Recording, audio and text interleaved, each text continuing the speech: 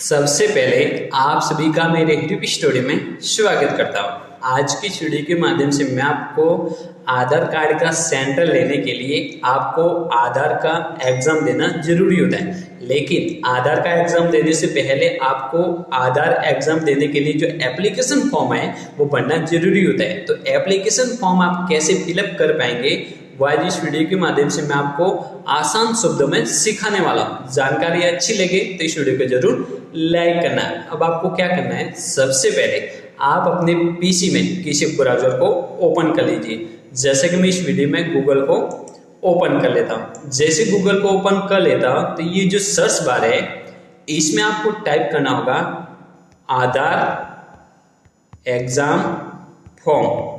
जैसे आप आधार exam form type कर लेंगे और उसके बाद सर्च पर आप क्लिक कर लेंगे तो आपके सामने इस तरह का एक इंटरफेस खुलकर ओपन होगा।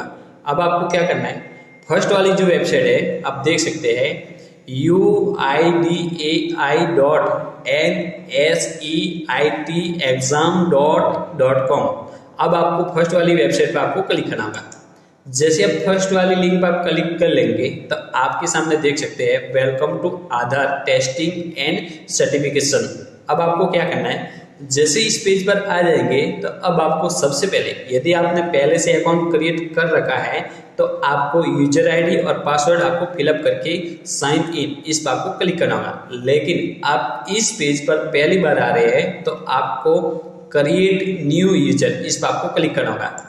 जैसे आप क्रिएट न्यू यूजर पर आप क्लिक कर लेंगे तो उसके बाद आपको सबसे पहले जो ये अपलोड XML फाइल है वो आपको आधार XML फाइल डाउनलोड करनी जरूरी होती है। तो आपको आधार XML फाइल कैसे डाउनलोड करनी है, तो सबसे पहले आपको क्या करना है, सबसे पहले वापस आपको अपने पीसी में किसी ब्राउजर को ओपन कर लीजिए। जैसे कि मैं इस वीडियो में गूगल को ओपन कर लेता हूँ। जैसे गूगल को ओपन कर लेता हूँ तो ये जो सर्च बार है इसमें आपको टाइप करना होगा आधार। जैसे आप आधार टाइप कर लेंगे तो उसके बाद आपको सर्च पर आपको क्लिक करना होगा। उसके बाद वापस आपको UIDAI इस पर आपको क्लिक करना होगा।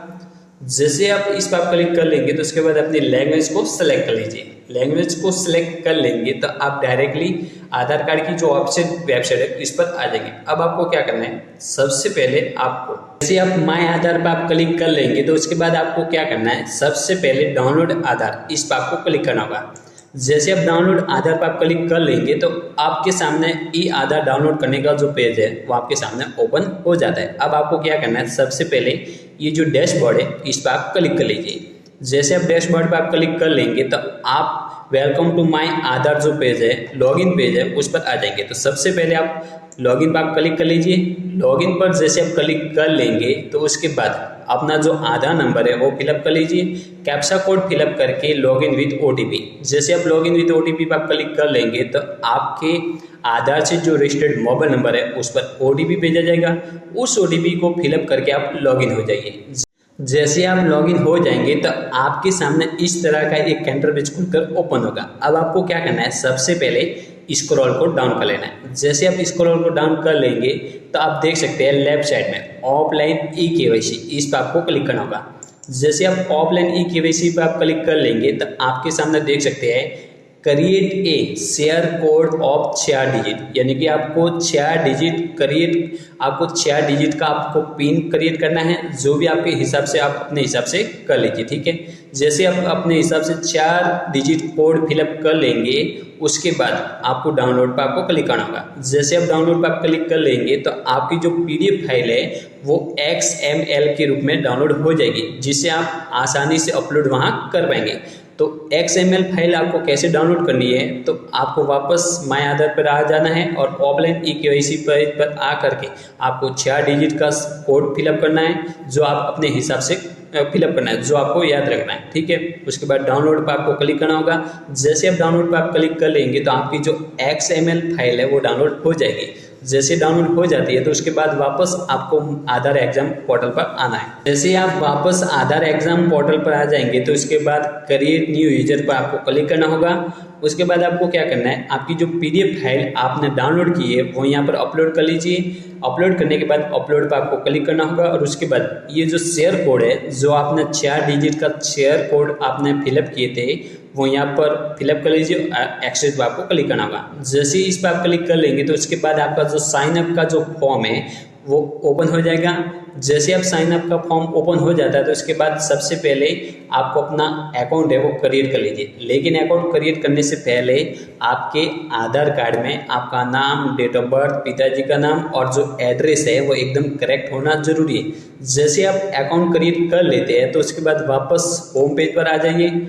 होम पेज पर आने के बाद वापस आपको क्या करना है, अपना जो यूजर आईडी है, जैसे आप अकाउंट क्रिएट कर लेंगे तो आपके मोबाइल नंबर पर यूजर आईडी और पासवर्ड आपके सामने यानी कि मैसेज के थ्रू आपके मोबाइल पर आ जाएंगे। जैसे यूजर आईडी और पासवर्ड फिलअप कर लेंगे तो उसके बाद साइन इन, इस पर आपको क्लिक करना होगा। जैसे आप लॉग इन हो जाएंगे तो आपके सामने देख सकते हैं होम, रजिस्ट्रेशन, मॉक एग्जाम, माई स्कोर कार्ड। अब आपको क्या करना है, सबसे पहले आपको रजिस्ट्रेशन पर क्लिक करने से पहले इसकी जो इंट्रोडक्शन है, इसके जो निर्देश है, दिशा निर्देश है, वो एक बार आपको पढ़ लेना है, जिससे आप हिंदी में ट्रांसलेट करके भी आप जान सकते हैं। अब आपको क्या करना है, सबसे पहले रजिस्ट्रेशन, इस पर आपको क्लिक करना होगा।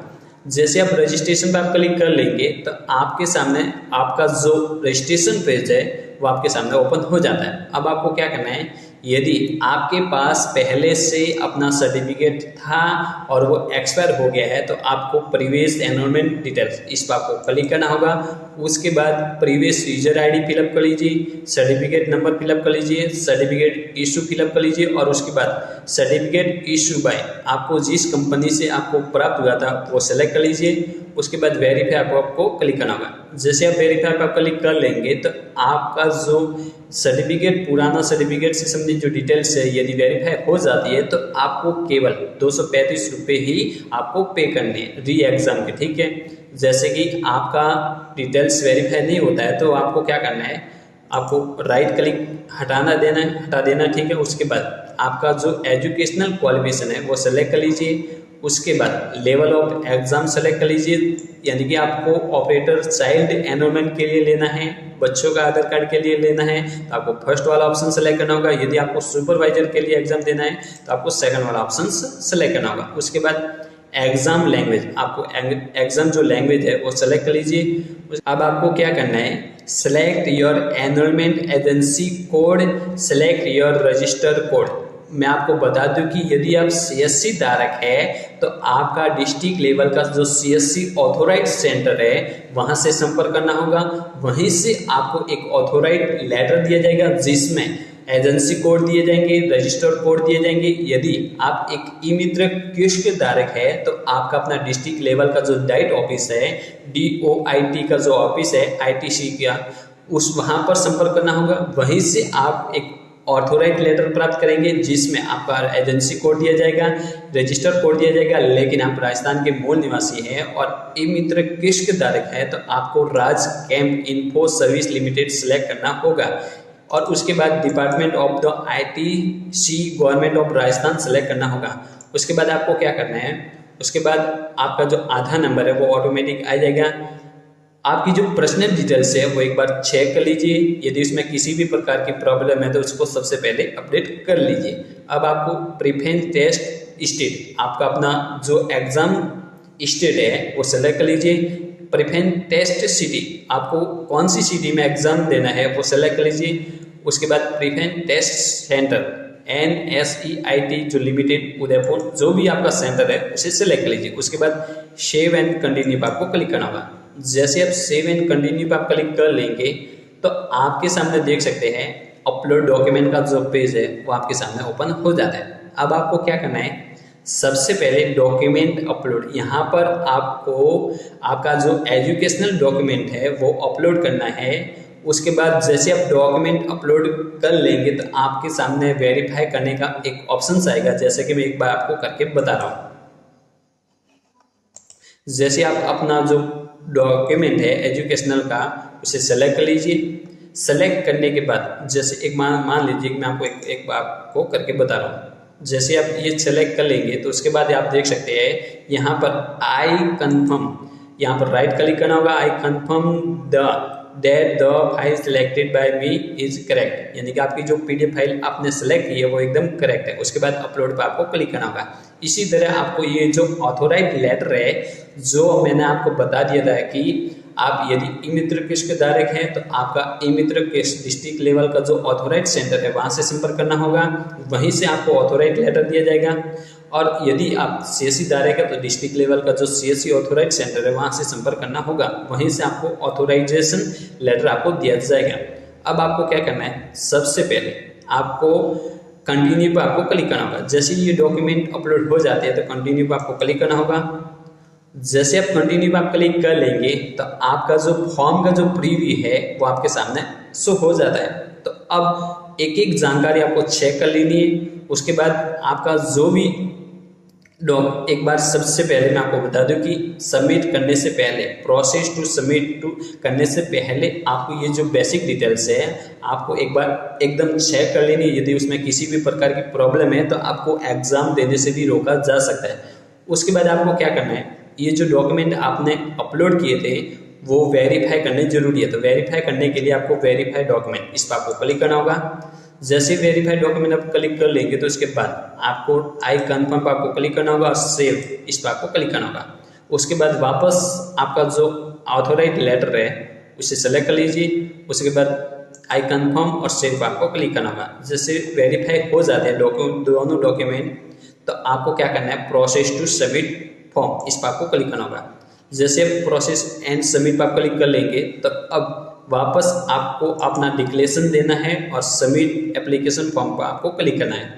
जैसे सबमिट एप्लीकेशन फॉर्म पर आप क्लिक कर लेंगे तो आपका जो एप्लीकेशन फॉर्म है वो सबमिट हो जाता है। जैसे फॉर्म सबमिट हो जाता है तो ऊपर आप देख सकते हैं व्यू के पास में पेमेंट का ऑप्शन आ गया है। तो सबसे पहले पेमेंट पर आपको क्लिक करना होगा।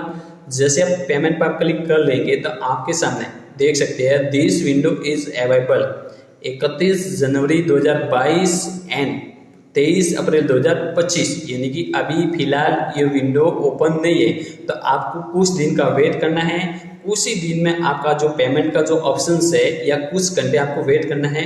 कुछ घंटे के बाद वापस लॉगिन कर लीजिए। लॉगिन करने के बाद आपको वापस अपना जो पेमेंट है वो पे कर लीजिए और उसके बाद जो एग्जाम डेट है वो सेलेक्ट कर लीजिए। उसके बाद आपका जो भी एडमिट कार्ड है वो भी आ जाएगा। एडमिट कार्ड आने के बाद आपकी जो एग्जाम डेट है उस पर जहाँ सेंटर है वहाँ पर एग्जाम देने के लिए आप रेडी हो जाइए। और आपको मैं बता दूं कि जैसे ही आप एग्जाम दे देंगे तो आपका जो रिजल्ट है वो हाथों हाथ आपको बता दिया जाएगा। तो दोस्तों इस तरह आप आधार ऑथोराइज सेंटर का सर्टिफिकेट प्राप्त करना है तो आप ऑनलाइन एप्लीकेशन फॉर्म इस तरह भर पाएंगे। तो जानकारी अच्छी लगी तो इस वीडियो को जरूर लाइक करना। जय हिंद, जय भारत।